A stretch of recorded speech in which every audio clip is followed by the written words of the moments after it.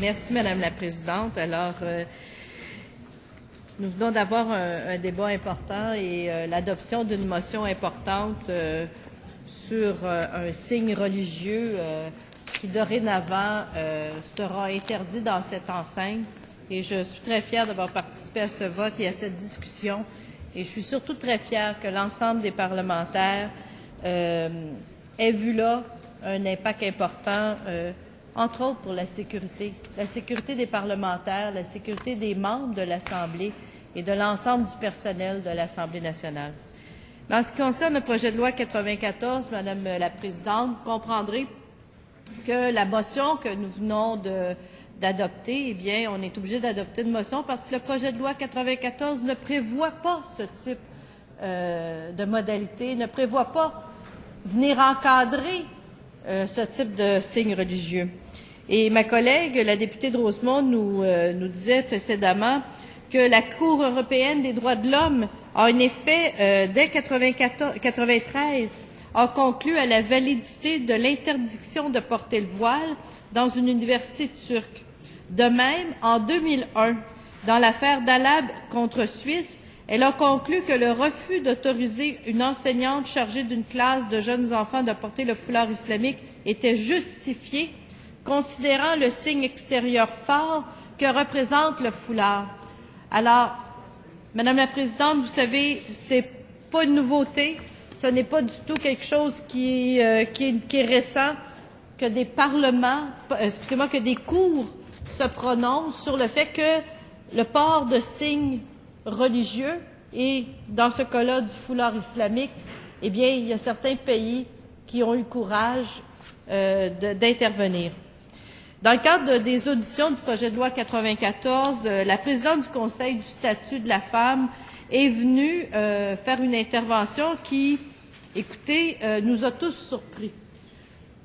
Excusez-moi. Le Conseil du statut de la femme avait produit dans un avis datant de 2007, septembre 2007, avis qui se nomme « Droit à l'égalité entre les femmes et les hommes et la liberté religieuse », s'était exprimé assez clairement dans ses recommandations, à l'effet que le Conseil recommandait que les représentantes et représentants ou les fonctionnaires de l'État ne puissent arborer ni manifester des signes religieux ostentatoires dans le cadre de leur travail. Alors, pour le Conseil du statut de la femme, ce ne sont pas que les femmes qui se voient interdire de porter des signes religieux, mais c'est toute la société qui veut porter des signes religieux dans la fonction publique qui s'envoie l'interdiction. Le projet de loi 94 vient introduire une discrimination sur le genre, ce qui est interdit. Alors, on vient, par le projet de loi, stigmatiser les femmes par le fait qu'on vient interdire seulement un objet religieux, qui est le voile intégral, et qui, on le sait bien, n'est porté que par les femmes.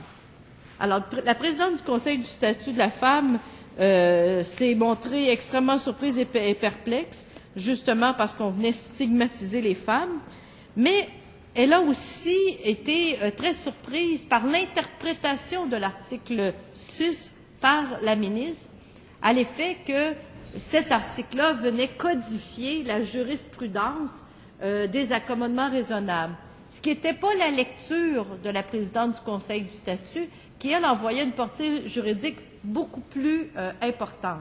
Alors, il faudra quelqu'un nous explique qui des deux a raison, et finalement, le barreau est venu nous dire, et la majorité des groupes sont venus nous dire ce que la ministre nous disait, que l'article 6 n'est qu'une codification de la jurisprudence et sans plus. Ça ne vient pas donner aucun nouveau droit, ça ne vient pas introduire le fait que l'on pourra, par l'article 6, aller plus loin avec cela. Et Madame la Présidente, eh bien, écoutez, vous êtes une source d'inspiration pour moi, vous le savez, dans ce domaine. Alors, je vais vous citer, puisque vous êtes une femme qui avait réfléchi sur le sujet, vous avez beaucoup écrit en plus, et je vous citerai d'un article de la presse qui date du 15 janvier 1994, alors, qui s'intitule « Voile, les femmes musulmanes ne sont pas un groupe monolithique ». Et ce texte-là, écoutez, c'est extraordinaire de lire ce texte-là parce qu'il vient nous enseigner l'histoire, finalement. Ça vient nous instruire sur, quand on parle du voile, il faut en parler avec les gens qui connaissent ça. Et je vous le dis, vous êtes une référence parce que, effectivement, ce que vous écrivez là est documenté et justifié. Entre autres, vous nous dites que étymologiquement, le hijab, du verbe hajaba, signifie cacher, dérober au regard. Qui veut cacher les femmes ici au Québec? Le voile est appelé différemment selon les modes et les façons de le porter. Les termes plus souvent utilisés en arabe classique sont le hijab, le voile couvrant les cheveux, le kimar, qui est le châle, le niqab ou le litam, voile cachant le visage, sans compter les multiples dénominations qu'on retrouve dans les autres langues comme le persan, tchadour, le turc, tchaf, m'excuserez mon accent, vous me corrigerez, et les multiples parlers locaux, haïk, djellaba, etc. Le Coran, vous dites, a fait mention du voile dans des contextes assez particuliers. Les versets 16 et 17, et là, il faut parler des vraies affaires, Madame la Présidente. Les versets 16 et 17 de la sourate 19e, intitulée Marie la Vierge, confirment que le voile est antérieur à l'islam. Parle dans le Coran de Marie, lorsque se retirera loin de sa famille dans un endroit à l'est de Jérusalem, elle se couvrit d'un voile, un hijab, qui la déroba à leur regard. Le hijab s'est abattu, vous dites, sur les femmes à Médine, en l'enseigne de l'Hégire, en 627, dans un contexte de fitna, de désordre social. C'est pas rassurant, ça, Madame la Présidente. Et vous continuez dans ce texte, d'ailleurs, j'invite les gens, je serais même prête à le déposer à la commission ici, aujourd'hui, à cette Assemblée, parce qu'effectivement, il y a là tout un cours d'histoire qu'il faut connaître pour être capable d'en parler. Vous nous dites, depuis que le débat est ouvert, chose certaine, il n'existe pas de foulard islamique universel ou de tenue caractéristique et généralisée à l'ensemble des femmes dans le monde musulman. Exception faite de l'Arabie saoudite et de l'Iran, chaque pays a à l'intérieur de chaque pays, chaque région témoigne d'un patrimoine vestimentaire intégré. Alors, c'est propre à chaque région, on le comprend bien. Mais ce que vous nous dites surtout, pas étonnant que l'une des principales mesures adoptées par la République islamique de Ayatollah Khomeini en 1979, on n'est pas en l'an 627, là, on est là, 1979, fut la tchadorisation massive et généralisée des Iraniennes. Depuis, la campagne du foulard dit islamique bat son plein.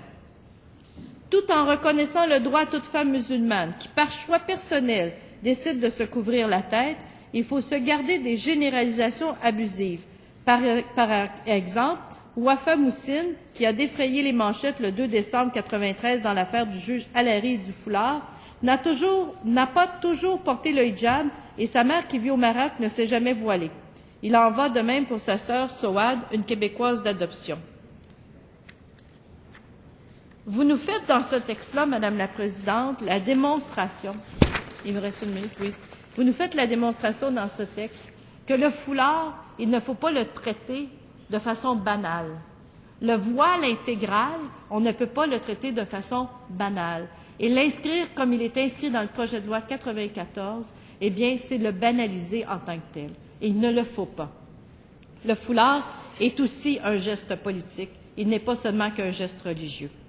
Alors, Madame la Présidente, je rappellerai un petit texte de Wasila Tamzali. Et j'ai fini. Alors, je vous dirai juste que Madame Tamzali nous dit « Faites attention, faites attention, faites attention ». Merci beaucoup, Madame la députée de Hochelaga-Maisonneuve.